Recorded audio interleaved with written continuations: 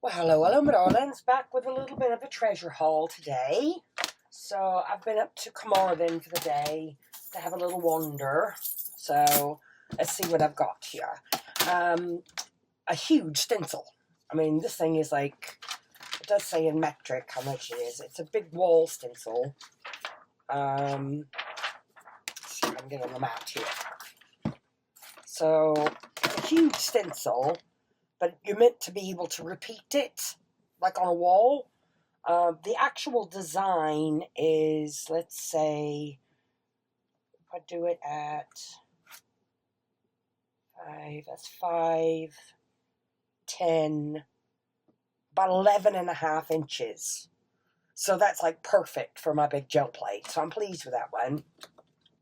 And somebody kept it in its original packaging, so it's been cared for. Let's see if I can get it slide back in there. So only £1 it was, or 5 trees, which is the charity shop, the climate shop. So I'm pleased with that one. This thing, I couldn't work out what it was at first. Again, only £1. That flips down, but then if you look on the back, you've got, it's like a portable easel. So if I get it on the tallest setting, I'm about at that angle. But then if I put it on the lowest setting, which is way down here, that's not even the lowest. That's the next but lowest. And I'm at like more of a comfortable writing area. So I can get it down onto the lowest. Yeah, it's more like a writing slope then. Oh, it's got little clips on it. I didn't notice that before. Interesting. But I thought, for £1, why not? I don't know. We'll see if I actually use it. A few bits here. This I thought was lovely. And again, these were all less than £1. I think he rounded it up towards the end because I had other stuff there. But that's quite delicate. It'd be nice tea dye, and not that I need any more doilies for that, but that's still on my bucket list to film as well. I think this is some sort of headscarf. It's like in a diamond shape, but it's got ties. I don't know what it is. I think it's some sort of headscarf, but it's got loads of this bohemian type. Oh, the necklace is stuck to it as well. Come back to that. So again, I'm saving after I came across that. Sorry, I'm saving. I'm hoping to do something boho this summer. So yes, please. A few bits of jewellery here. I don't know what that is. Piece of fishing line. There we go. So this butterfly, which I thought was just absolutely gorgeous. One of the jump rings is broken on it. It's easily fixed. But imagine that as like an embellishment on a cover. Isn't that beautiful? I love it.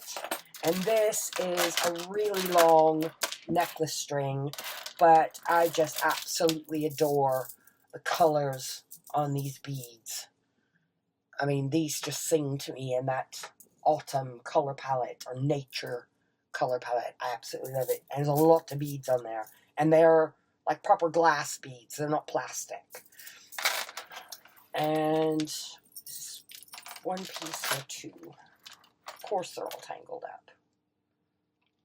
Yeah. That is just like a bohemian element. Imagine that on a tag. Yeah, or on a belly band. I like that. And it's flat enough, I think it would work. So, and then this one has just got some butterfly charms on it, which are in that sort of similar, not similar, but it's in that copper effect. So I might have something butterfly themed through, or work it into the boho. But really pleased with those. So, and also in the climate shop no, this was in Netto. Technic art paper. There's 3 sheets in here, but it's like engineering graph. It's not, it says fine graph paper. So there's 3 enormous sheets in here. It's 7, I can't work it out in metric. But the roll is It's probably going to be about the size of my mat, like an A1 type size. Ruling for 1, 5, and 10 millimeters. So each one of those larger squares will be a centimeter. But no, chuffed with that. I will use it. It's different. And then this was also in the Climate Shop, and it's just a big pad of pink graph paper.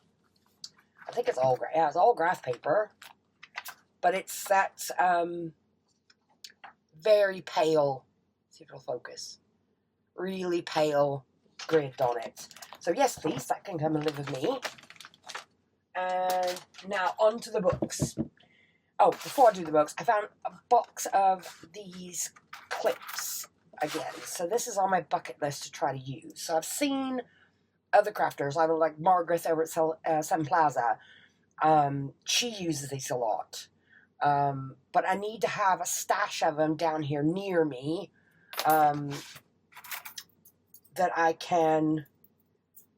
Oh, wow, that's got... Oh, they're 2 parts. How on earth does that work, then? Or does it go together? Oh, it goes like that. What are the clips for, then?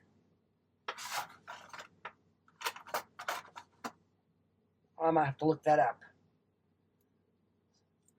Or you meant to slide those clips over the prongs.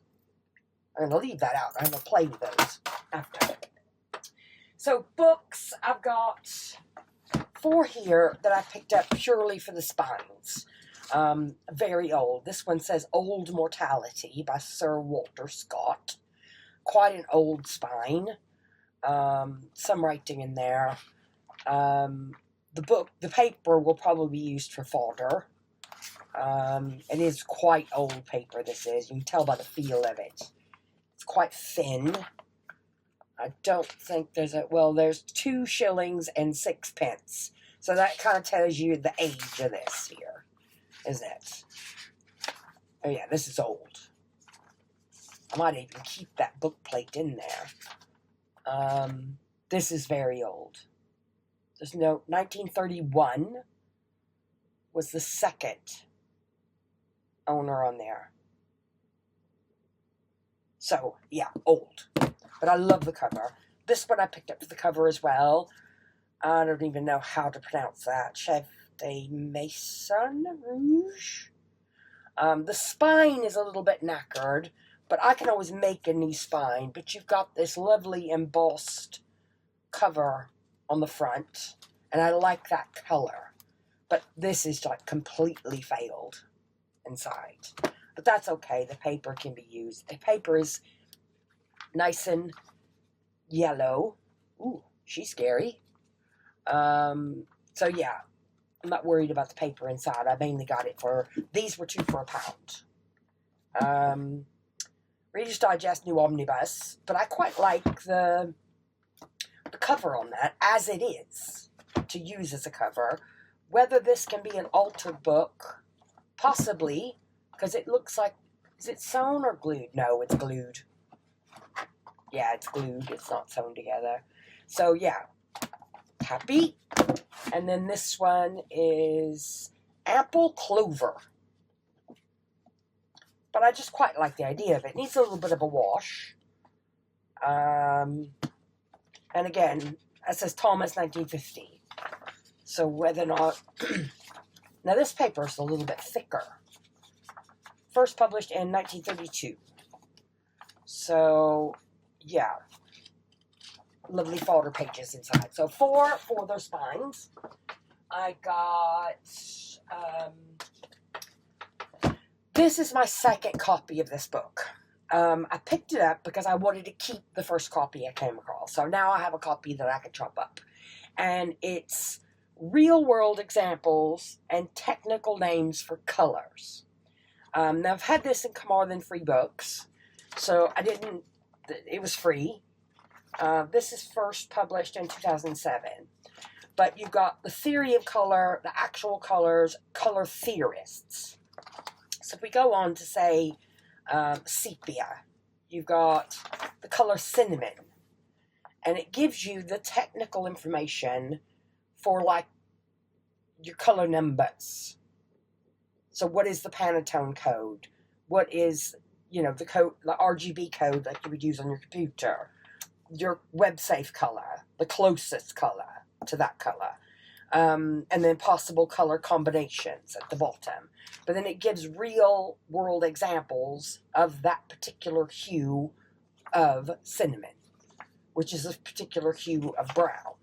And then you're looking at sepia, bronze, burnt sienna, mustard. I mean, the concept of mustard as a color, because it's a very specific type of yellow, isn't it? So, yeah, it's like turmeric, tangerine. But yeah, there's so many different ones in here. And I kept the first book because I thought, since I'm doing more mixed media and playing with my gel plates, to have a copy of this that I can use as a reference, and then perhaps a book that I can chop up if I want to do like a color play art journal or something. So yeah, I'm quite pleased with that one. Malachite. Is it like a particular green? Like a mid-green? So yeah, it's an interesting book. So I'm glad I found a second copy anyhow. So I've had that. 2 books with engineering drawings, technical drawings in it. Perfect for like using in collage work and stuff. If I go down that sort of Tim Holtzy kind of route again, or a masculine journal, I quite like these. I have used them in the past. But no, really pleased with that one. And I've had this one, which looks like it's a bit older as well. But you've got all these sort of industrial type sketches and drawings, which is just fodder for collage, isn't it? Or backgrounds even. You know, even sort of like something like that as the background page in a steampunk would be lovely. Now, this one, next to last now, this one was a little interesting. I found it in the children's section, and it's by Edith Holden. But it's not actually by Edith Holden. It says The Hedgehog Feast by Edith Holden, author of The Country Diary of an Edwardian Lady, but the words are by Rowena Scott. So what it is, all the paintings in here and illustrations are by Edith, but someone else has wrote the story to go along with them. So I got to thinking, well, you know, there she is on the back. I didn't realize she was on the back as well. It's a nice size hardcover. The illustration, the painting on the front is beautiful. It's a little bit shiny, but I think some matte medium could fix that. The front and back pieces could be saved and a new spine made for it, because it is just a children's book. But have a quick look with me now on the illustrations, The Hedgehog Feast. But the illustrations are her paintings. So you've got some pen drawings and her paintings. So there's your little hedgehog looking for apples, investigating a snail. But the images are beautiful. This hedgehog has got 2 apples stuck to its back. And the weasels have spotted it. So the weasel has killed the bird. The weasel then is fighting with the rat. The hedgehog has dropped her apples. Then you got your hedgehog, mommy, and babies. A few little creatures in here. But it's definitely sort of Edith's artwork. These little hedgehogs climbing through the window. The hedgehog has fallen into the bowl of cream. And how to scare from a squirrel. But the drawings are just beautiful. And that last drawing there of the actual hedgehog feast. So I've got some hedgehoggy things around here. I might see if I can do a sort of Edith Holden inspired. I'm wondering if there's other things in the Edith Holden book that would fit within this. So that this is going over on the Edith shelf to ponder over another time. And the last one I want to show you, it's a set. Hold on a minute. So I've had this set before. And I've got a copy, a modern day copy, under my desk that I've already started cutting into. So it's the Reader's Digest, Field Guide to Trees and Shrubs, and Wildflowers. So if you've not seen these before, they are beautiful for collage work. You've got lots of small illustrations. The older ones are better than the newer ones because I think the paper's got a better quality and the actual printing technique for the illustrations is nicer. So you've got all trees and shrubs, and you've got the one on wildflowers. So I do come across these quite often. I love honeysuckle. I absolutely adore honeysuckle. But yeah, they're absolutely beautiful. So those two I've actually got a copy of already. But on the shelf with these two were also animals, birds, butterflies, and water life. So these, all 6 of these were there. And they were 2 for £1. So I said, yes, please. So let's have a quick look at it. I don't know if I would necessarily use water life, but I didn't want to leave it there. It seemed wrong somehow. So the water life one, it does have sort of aquatic botanicals in it. Seashells. You know, there are other illustrations in here that I could see myself using. It's like the underneath of an old dock or pier.